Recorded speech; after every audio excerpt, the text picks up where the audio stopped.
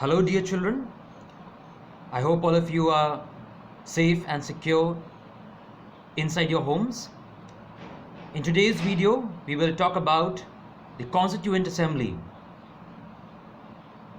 that committee which got together and formed or framed the Indian Constitution.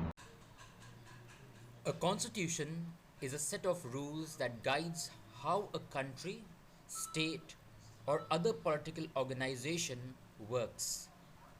The Constitution may tell what the branches of the government are, what powers they have, and how they work. It may also state the rights of citizens. Now, what all do we have in a constitution? First of all, it describes us the kind of government the state has, right?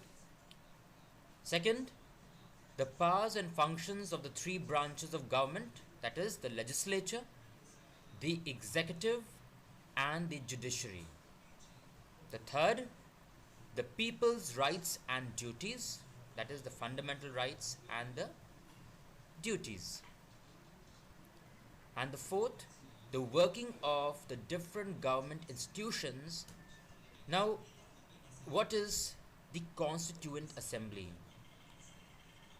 The Constituent Assembly of India, it was a sovereign body which was formed on the recommendation of the Cabinet Mission which visited India in 1946 to draft a constitution for the country. On the basis of the framework provided by the Cabinet Mission, a Constituent Assembly was constituted on 9th December 1946.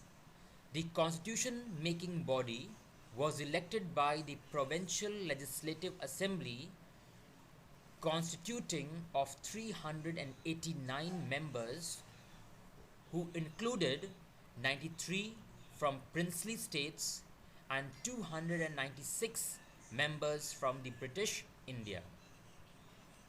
The seats to the British Indian provinces and princely states were allotted in proportion of their respective population and were to be divided among Muslims, Sikhs, and rest of the communities. All sections of the Indian society got representation on the Constituent Assembly in spite of the limited suffrage. The first meeting of the Constituent Assembly took place on December 9, 1946 at New Delhi, with Dr. Sachidanand being elected as the interim president of the Assembly. However, on December 11, 1946, Dr. Rajendra Prasad was elected as the president and H.C. Mukherjee as the vice president of the Constituent Assembly. Now, there were certain important functions which they had to see to, and that was the very first one, framing the Constitution. Second, enacting laws and involved in the decision-making process. Third, it adopted the national flag on July 22nd, 1947. It accepted and approved India's membership of the British Commonwealth in May 1949. It elected Dr. Rajendra Prasad as the first president of India on January 24, 1950. It adopted the national anthem on January 24, 1950. And the seventh, it adopted the national song on January 24, 1950. Some of the most prominent leaders were Dr. Rajendra Prasad, Sardar Vallabhbhai Patel, Maulana Azad, S.P. Mukherjee, K.M. Munshi, Sir Tej Bahadur, A.K. Iyer, H.N. Kunzru, C. Rajagopalachari, Sarojini Naidu, Vijay Lakshmi Pandit, Frank Anthony, who represented the Anglo-Indian community, Dr. H.C. Mukherjee, he represented the Indian Christian community, and H.P. Modi, who represented the Parsis. In framing the constitution, we see that the leaders they made sure that there was a representative from every part of the country, ir- irrespective of which caste they belonged to.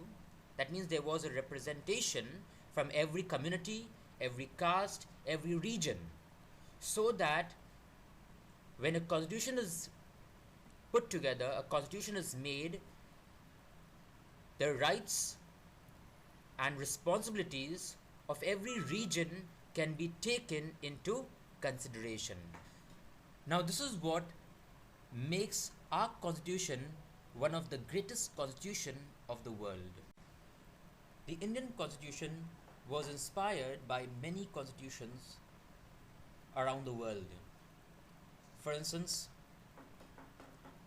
the constitution of United Kingdom, USA, Australia, USSR, Germany, Japan, Canada, South Africa, and Ireland. Now, although the constitution as a document was ready in November 1949, our leaders decided to wait till 26 January 1950 to adopt the constitution. Many times, a question arises in our mind as to why did the leaders do so. Now, we need to go back. In December 1929, the Congress had passed a resolution of Purna Swaraj, right? That is complete independence. December 1929. At that time, India did not gain independence, right? We got independence when? Yes, 15th August 1947. Whereas the Indian National Congress, they had decided, they passed a resolution that in December 1929, resolution of Purna Swaraj, that is complete independence. And on 26 January 1930, the first Independence Day was celebrated by hoisting the tricolour. Years before we gained independence. Now, finally, we did get independence on 15th August 1947. So, where earlier we Indians were celebrating Independence Day on 26 January every year, we gained its independence on 15th August. Therefore, the Indians began to celebrate Independence Day on 15th August. So the date 26 January became of no value. So when the constitution was ready, the leaders decided to implement, to enforce the constitution on 26 January, that was in 1950, so that this date 26 January could be given importance to.